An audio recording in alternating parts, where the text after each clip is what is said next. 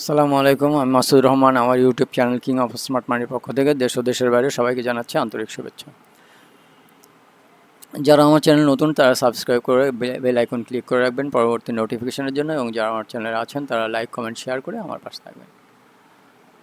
তো চলুন যাওয়া যাক। একটা সপ্তাহ পার হয়ে গেল, আমরা দেখে আসি যে আগামী সপ্তাহটা মার্কেট কীরকম মুভ দিতে পারে।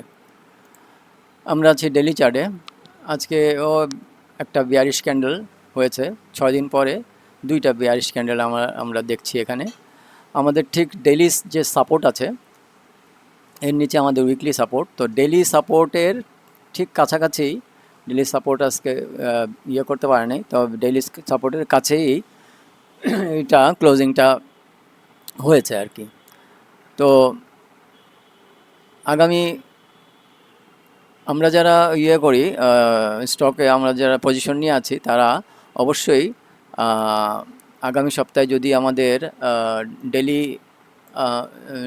কোনো একটা ডেলি ক্যান্ডেল যদি আমাদের এই সাপোর্টকে যদি ব্রিজ করে, তাহলে আমরা আমাদের পজিশন থেকে বেরিয়ে যাব। তো আগামী সপ্তাহটা কীরকম মুভমেন্টটা দিতে পারে আমরা সেটা একটু দেখার জন্য H1 চার্টে চলে যাচ্ছি। H1 চার্টে আজকে অবশ্য এই ক্যান্ডেলটাই প্রথম ক্যান্ডেলটা। আজকে অবশ্য 1 2 3 সবগুলো ক্যান্ডেলই রেড। মোটামুটি এখান থেকে বেশ 3 3 6 9টা ক্যান্ডেল রেডি আছে।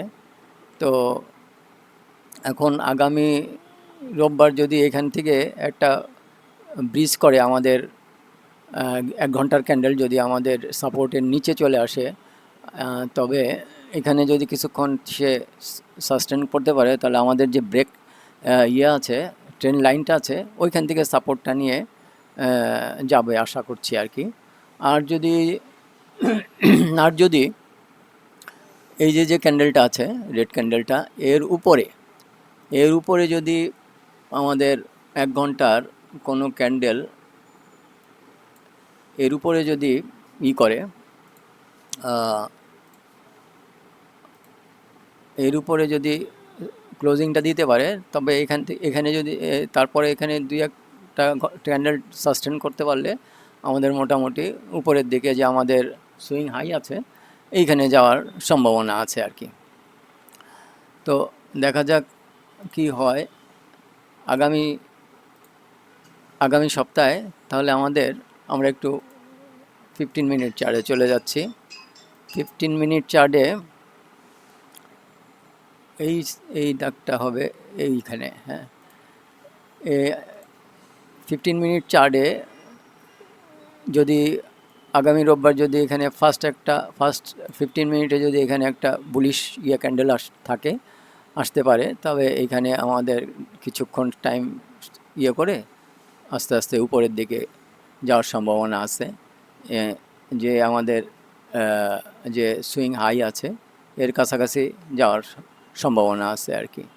তো আর যদি এখানে যদি কোনো ব্রিজ করে 15 মিনিট আমাদের যে সাপোর্ট আছে, ডেইলি সাপোর্ট, তবে আমাদের নিচে আমাদের যে ট্রেন লাইনটা আছে ওইখান থেকে আশা করছি সাপোর্টটা নিয়ে সে আবার উপরের দিকে যাওয়ার সম্ভাবনা আছে আর কি। তো আমাদের এখন এই দাগগুলা আমি ডিলিট করে দিচ্ছি, এটা লাগতেছে না। তো আমরা যারা এখনও পজিশন নিয়ে আছি তারা এখনও পজিশন নিয়েই থাকবো। আমাদের এখনও ডেলি সাপোর্ট এখনও আমাদের আছে, ডেলি সাপোর্টকে ব্রিজ করতে পারেনি এখনও কোনো ক্যান্ডেল।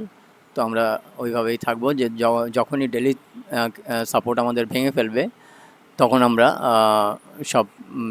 আমরা যে সমস্ত স্টকগুলোকে হোল্ড করেছিলাম ওগুলোর থেকে আমরা স্কোয়ার অফ করবো আর।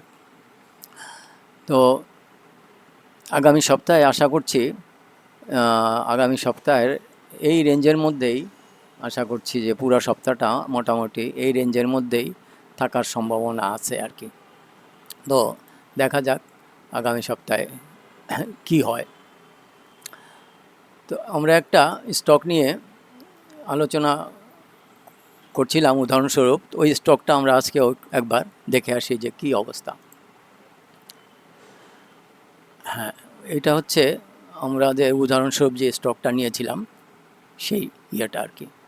তো এটা আজকে কিন্তু একটা ব্রেক ডাউন, একটা ওপেনিংটাই হয়েছে ব্রেক ডাউন। এটা একটু একটু নেগেটিভ একটা ইয়ে আর কি ইন্ডিকেট দেখাচ্ছে এই শেয়ারটায়, কারণ এরকম ইয়ে হওয়ার কথা ছিল না।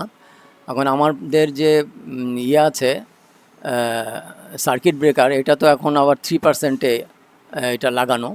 তো এইটা ঠিক 3%-এর নিচেই, যেখানে 3% হবে ওইখানেই আজকে ওপেনিংটাই ঠিক ওই জায়গাটাই হয়েছে আর কি।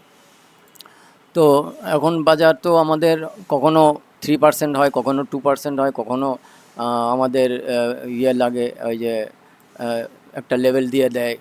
হ্যাঁ, এই সমস্ত থাকাতে এই সমস্যাটা হচ্ছে আর কি। তো বাজার তো এখনও, আমাদের মার্কেট এখনও সুস্থ না ঠিক, এখনও ধরে বেঁধেই কোনো রকম চলছে। তো এই জন্যই এই যে এই সমস্ত ইয়েগুলা সমস্যা হচ্ছে। যেমন আমরা এইখানে যারা পজিশন নিয়েছি, এরা কিন্তু ইচ্ছা করলেই আজকে বেরোতে পারছিলাম না। কেন? কেন এইখানে কিন্তু বায়ার ছিল না আজকে। আজকে এই জায়গাটায় বায়ার ছিল না। তো বায়ার না থাকলে আমরা যারা এখানে হোল্ড পজিশন নিয়েছি, এরা বের হবে কীভাবে? বের হওয়ার তো কোনো উপায় ছিল না। তো এই জন্যই আমি স্টক নিয়ে সাধারণত আলোচনা করি না। আমি ইন্ডেক্স নিয়েই আলোচনা করি, কারণ ইন্ডেক্সের যেই কথাগুলো বলি, যেই ফর্মুলাটা আমি দেখাই, ওই ফর্মুলাটাই স্টকে অ্যাপ্লাই হবে আর কি। তো এই জন্য আমি স্টক নিয়ে, ইন্ডেক্স নিয়েই সবসময় আলোচনা করি, যাতে করে মানে আমার ফলোয়ার যারা আছেন তারা মূল জিনিসটা যেন ধরতে পারে আর কি। তো এইরকম ইয়ে নিয়ে, স্টক নিয়ে আলোচনা করলে এই যে সমস্যাটা দেখা যাচ্ছে এখন, আমি যতই বলি না কেন যে বাই সেল হোল্ড রিকমেন্ডেশন করবেন না, কিন্তু অনেকেই আমার কথায় হয়তো বা বাই করলেও করতে পারেন। তো তাদের কিন্তু এই যেমন আমাদের যদিও এসএল, এইখানে আমাদের এখনও এসএল হয় নাই, কিন্তু আমাদের তো বাজারে বায়ার থাকতে হবে। বাজার তো সুস্থ না, আমরা তো বায়ার পাচ্ছি না। তো আগামী সপ্তাহে যে বায়ার পাবো কি পাবো না, এটা একটা টেনশন। তো এই জন্যই আমি কোনো স্টক নিয়ে করতে চাই না, কারণ স্টক নিয়ে করলেই হয়তোবা অনেকে এটা বাই সেল করে বসতে পারেন। আমি যতই বলি না কেন, আমি কোনো ওয়াচ লিস্ট ওর সামনে আনতে চাচ্ছি না। আগে বাজার ভালো হোক, তারপরে অনেক স্টক নিয়ে, ওয়াচ লিস্ট নিয়ে আলোচনা করা যাবে। তো এই জন্য একটু সমস্যাই বাজারটা করার, মানে আমাদের বাজারটা এখনও ঠিক আইসিওর থেকে বেরোতে পারেনি আর কি। আইসিওর থেকে আগে বেরোক, তারপরে আমরা একটা সুস্থ বাজার দেখতে পাবো, কারণ এখনও এই সমস্ত সমস্যাগুলা আমাদের চোখে পড়ছে আর কি। এই যেমন এই স্টকটা যদি সামনে না আনতাম, তাহলে কিন্তু আপনারা ব্যাপারগুলা বুঝতেন না জিনিসটা। তো স্টকটা এনে একটা দিক ভালো হয়েছে যে অনেকে এই ব্যাপারটা ক্লিয়ার হয়ে গেছেন যে এইখানে আমাদের এই যে 3% ডাউন যে একটা সার্কিট ব্রেকার, এটা থাকাতে আমরা কিন্তু ইচ্ছা করলেই কোনো স্টক থেকে বেরোতে পারবো না। তো এই জন্য আমরা একটু সজাগ থাকব যে আমাদের যেন এখনও আমাদের এসএল এটার হয় নাই, এবং আমাদের ডেলি যে আমাদের আছে, ডেলি যে আমাদের ইন্ডেক্স আছে, ওইটাও এখনও আমাদের আছে, আমাদের ওটাও কাটে নাই, ওটাও আমাদের অ্যাক্টিভ আছে। আমাদের সাপোর্ট এখনও হয়নি, সাপোর্টের নিচে এখনও প্রাইস যায়নি। তো যখনই সাপোর্টের নিচে প্রাইস যাবে, আমরা অবশ্যই যেন এখান থেকে বেরোয় যেতে পারি, সেই দিকে সবাই একটু সজাগ থাকবেন। তো আজকের মতো এখানেই শেষ করছি। আবার দেখা হবে আগামী সপ্তাহে নতুন কোনো ভিডিও নিয়ে। তো সে পর্যন্ত আপনারা ভালো থাকেন, সুস্থ থাকেন, মা বাবার প্রতি খেয়াল রাখেন। আল্লাহ হাফেজ।